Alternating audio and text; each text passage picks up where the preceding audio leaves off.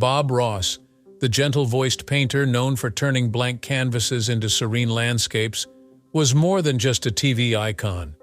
His happy little trees and soothing words hid a reality that few ever suspected. At 52, Bob finally admitted something that would shake the very foundation of his legacy. What was this life-changing confession, and how did it impact those closest to him? Stick around, because what we're about to reveal will forever change how you view the beloved artist, his early success and struggles. Before he ever became synonymous with the joy of painting, the life of Bob Ross was anything but serene. Visualize this: young Bob in the U.S. Air Force, yelling orders around as a master sergeant, his voice anything but the soft-spoken one we came to know. It's almost impossible to imagine, right? Yet this time in the military would outline his venture into the art world. In the strict structure of the Air Force, Bob found his respite in painting, a world where he was in charge of the rules. He would frequently say, "There are no mistakes, only happy accidents," a philosophy deeply rooted in his desire to break free from the rigidity of military life. But here's where the story gets interesting.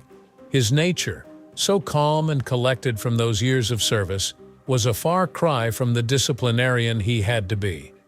Bob's time in the Air Force wasn't just about a job, but it was an opportunity on canvas. Between drills and duties in his off time, he experimented with techniques for painting. It wasn't landscapes that overwhelmed his early work, but was rather very detailed and precise, influenced by the need to have order in his daily life. But he longed for something freeing, something whereby he could express himself without boundaries. Discipline versus creativity was a battle that would mold his future empire. But how does military leap into the art world?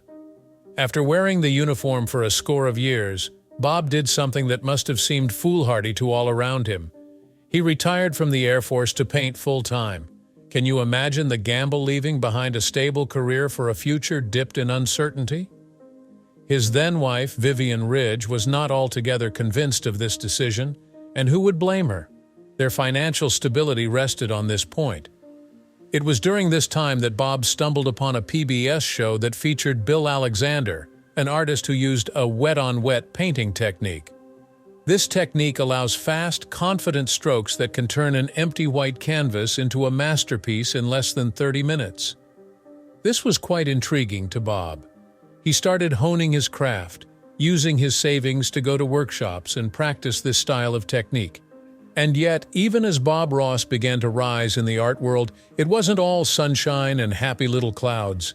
As the popularity of Bob grew, so did the pressures. While he painted calmness onto the screen, a real struggle was brewing beneath the surface. What did he have to give up in order to build his empire? Was there something behind his art? Stay tuned, because the truth is a hell of a lot less pretty than those meadows he painted, as we continue next, looking at the rise of Bob's fame and the personal cost it took to do so. The rise of the joy of painting. What most viewers never knew was that Bob Ross's empire wasn't built alone. As soft as his voice and as iconic as his catchphrases were, the truth is a little more complicated and revealing. On the other side of those scenes were forces at play that helped Bob rise to fame, but not without there being hidden tensions. Enter Annette and Walt Kowalski, the husband-wife team who chanced upon Bob in one of his painting workshops and knew right away that here was talent that just had to be urged along. The Kowalskis had an eye for talent with an acumen to build on it into a brand. Theirs were the key efforts at transforming Bob's skills into a public phenomenon. Yet audiences loved not only Bob's art, but also Bob himself. His voice, his positivity, his happy little clouds, all of it was part of the Bob Ross brand. The Kowalskis knew they had something special, and they moved quickly to capitalize on it. But then there's the part of the story nobody saw coming. As the popularity of the joy of painting continued to grow, so did the tension between Bob and the Kowalskis. What started as a mutualistic relationship quite rapidly transformed into a power play. You see, Bob was the face, the voice, and the heart of the show. But the Kowalskis controlled the business side, including licensing and distribution, and an expanding empire that enveloped Bob's image.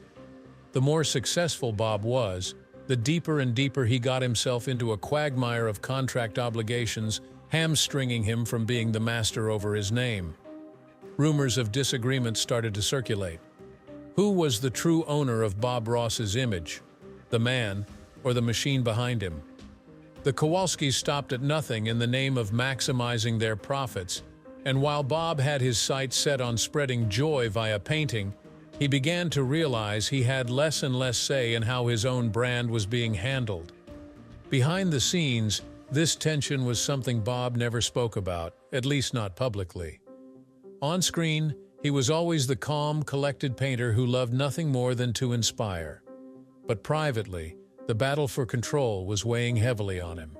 It wasn't just the business side of things that were troubling him, though.